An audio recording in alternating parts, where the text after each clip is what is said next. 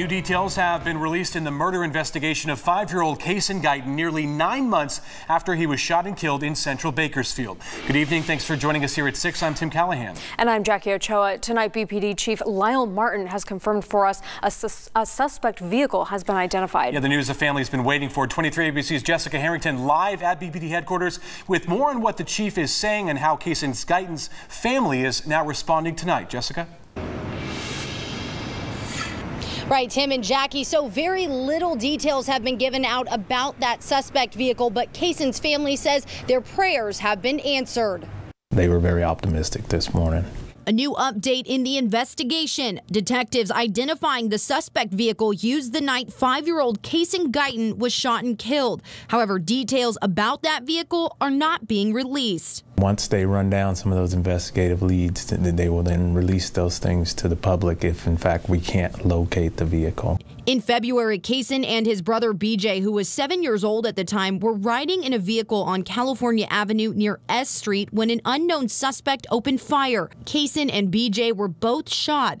BJ had non-life-threatening injuries, but Kason died later that night. The new developments in the murder investigation providing hope for Kason's family. Pastor Torrey Tyler, a close friend to Gyson's family, says Kason's father, Brian Guyton, says the family is excited about the news and that it's been long awaited. Guyton telling Tyler they're hopeful about the potential that a culprit may be caught. Kason was killed less than half a mile away from where 3-year-old Major Sutton was killed last weekend. Police say a suspect broke into the home and opened fire, injuring Janice Williams and her 5-year-old son King and killing Major. This is the tactic now. This is not accidental.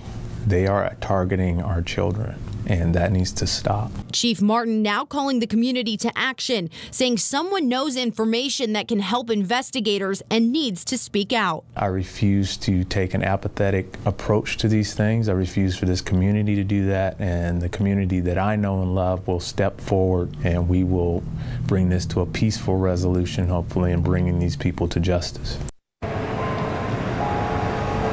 And Chief Martin stressed that you can remain completely anonymous by texting in a tip. That number is 274-637. Be sure to include BPD crimes in your text message, or you can call BPD at any time at 327-7111. A $20,000 reward is still being offered for information that leads to an arrest in the murder of Kason Guyton. Live in downtown Bakersfield, Jessica Harrington, 23 ABC.